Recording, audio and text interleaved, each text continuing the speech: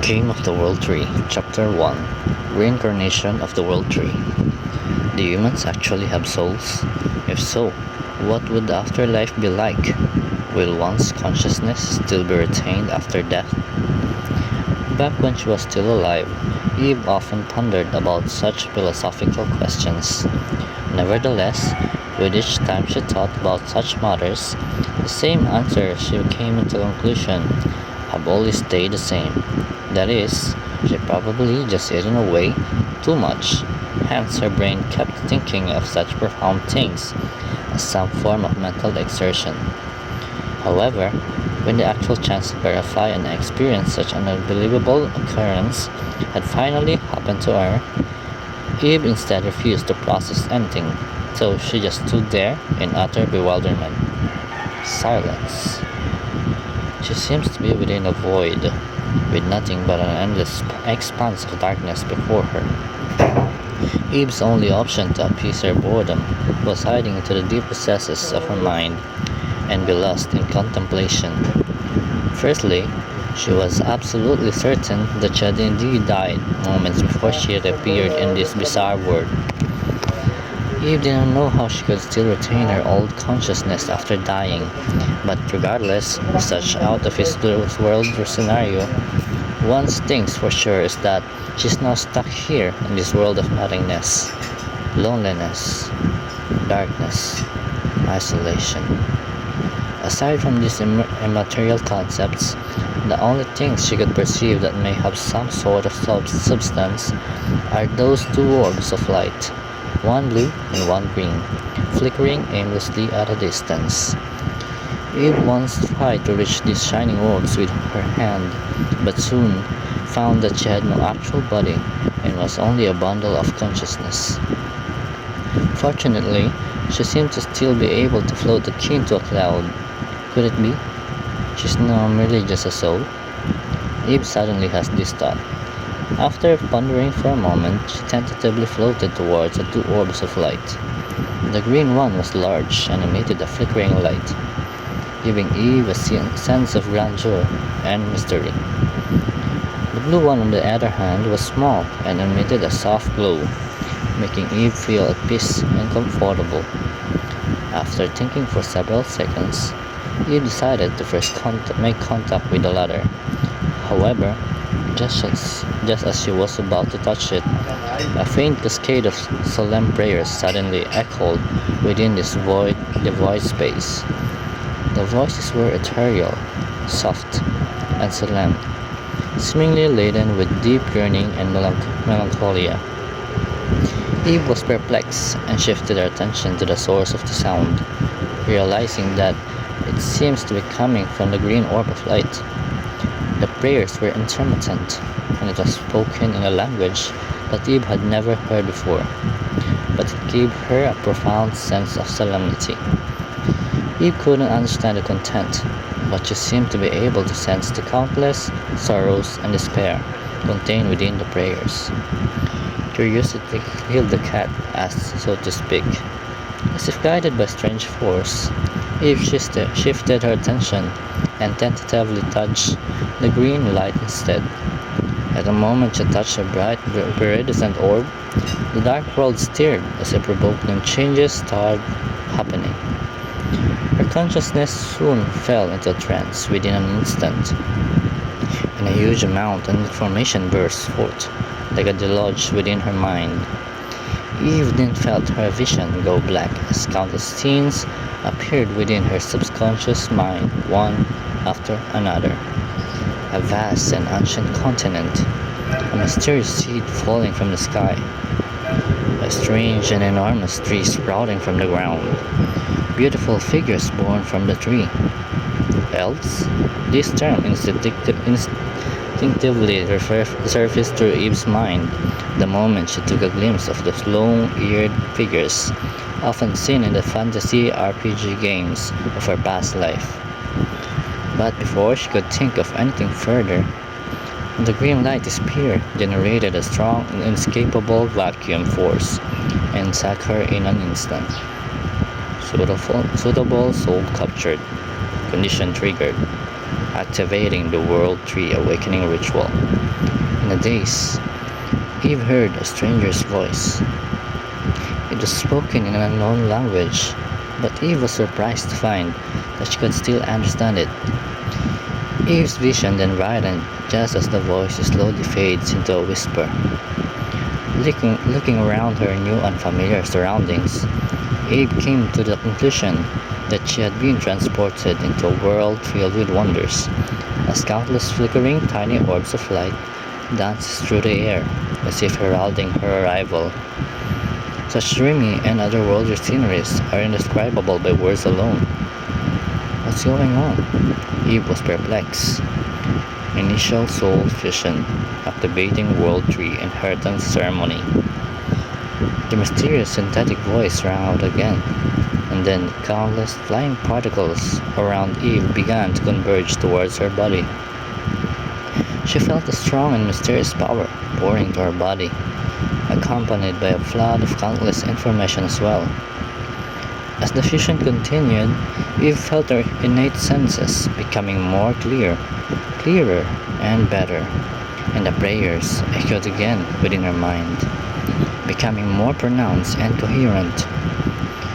With the lights that entered her body slowly becoming intertwined with her, Eve's consciousness have also began to radiate a faint divine light, as the solemn green energy continued to converge until it engulfed the entire space for which she stood still. In the last second, Eve heard the synthetic voice again. The union is successful. Welcome back, your divine grace, the new seed that have finally begun to reborn, to replace the old one in the realm of Cygus. Eve Yggdrasil. When her consciousness had finally returned, Eve fell into contemplation right away. She was no longer in the strange void, but on the contrary, she seemed to have arrived in a lush, vibrant world instead.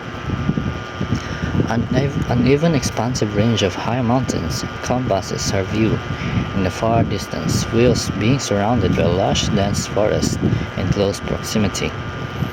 That is, if only if one could ignore the distinct difference between the plants here in comparison from those on Earth. Eve would have doubled as to whether she had really come to a primeval forest. However, all the forests and mountains around her are far too small for some reason. It was such a strange feeling, like being in an Ultraman film set or being spirited away into the lands of tiny Lilliputians. Eve felt as if she was overseeing everything in the world through the paw from high above. Even the flock of birds gliding through the skies looked like mere flies in her eyes. Moreover, her vision was very peculiar. It's like having an eyesight capable of 360 degrees angle view, something entirely unimaginable in her past human life. Drawing her attention to something else down below, Eve saw a palm-sized lake not far away from where she stood.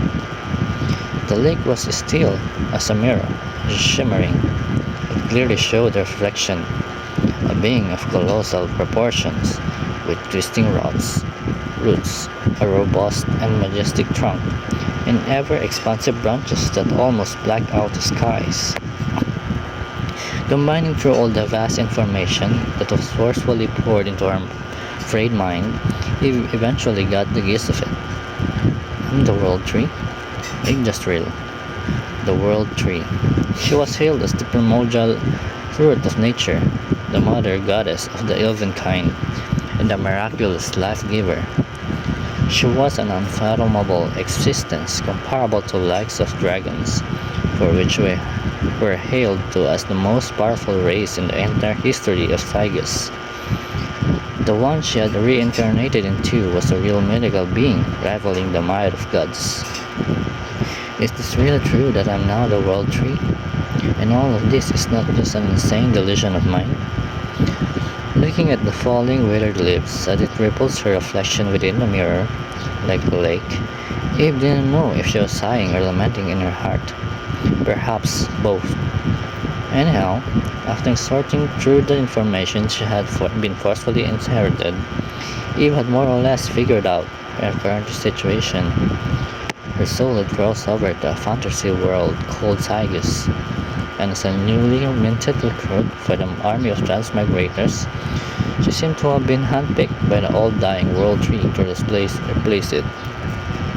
The soul had been fused with the Mother Tree's essence, as well as the remaining memories and divinity were retaining her prior consciousness, henceforth becoming the new World Tree, Eve Yggdrasil, a quasi-dead one that is. The inheritance of the World Tree seems to possess a peculiar power that calms one's bearings. Eve didn't feel panic or loss in her heart after seeing the state of her new body. On the contrary, she was surprised to find she was incredibly composed at this moment, with even had a hint of joy in her heart. Joy?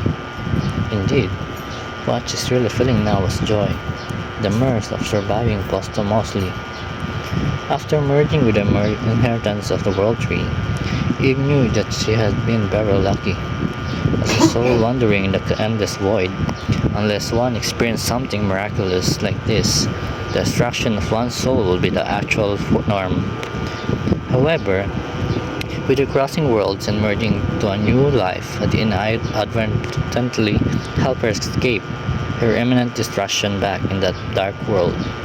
Henceforth begins her new life as a tree. Anyway, it's good I am alive again, I guess.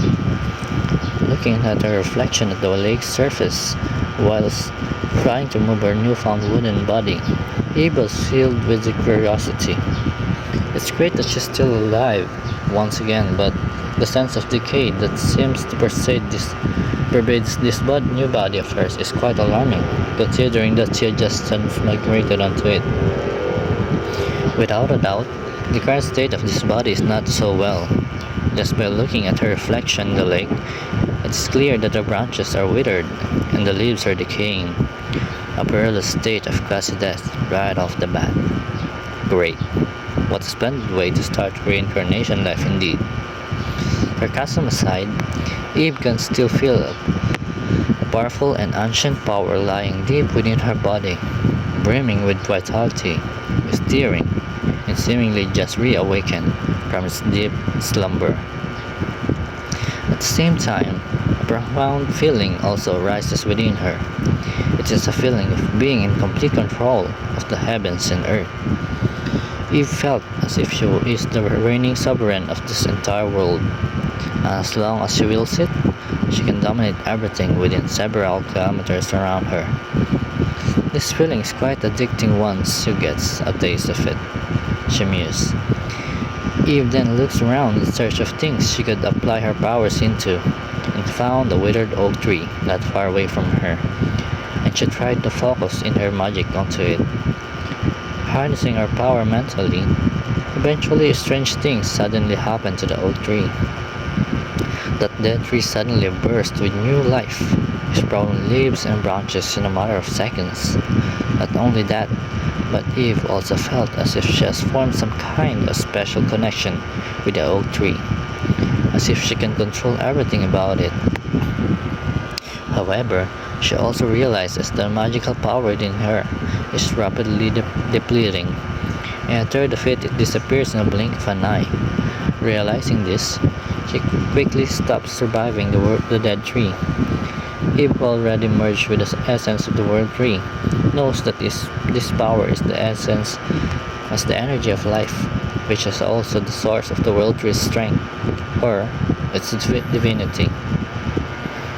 Once it runs out, the World Tree will inevitably fall into deep slumber. That also means Eve's death. Feeling the pain of losing a third of her magical power, Eve regrets her carelessness. She didn't expect such a large consumption just by trying to resurrect this particular withered old oak tree. What's so special about it anyway? Initially, she thought that it was just for your average oak tree.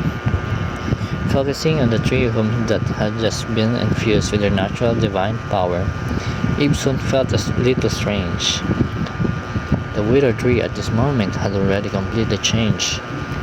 Not only did it become lush again, but also grew almost 3 times taller than it was before. Comparing it to the surrounding trees, Eve guessed that this oak tree, for which had regained its vitality, was probably at least 30 meters tall.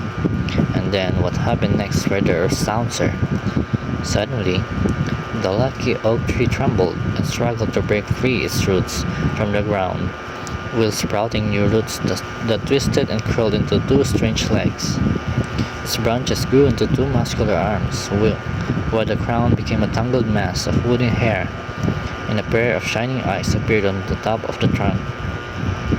In the blink of an eye, it transformed into a majestic Trent.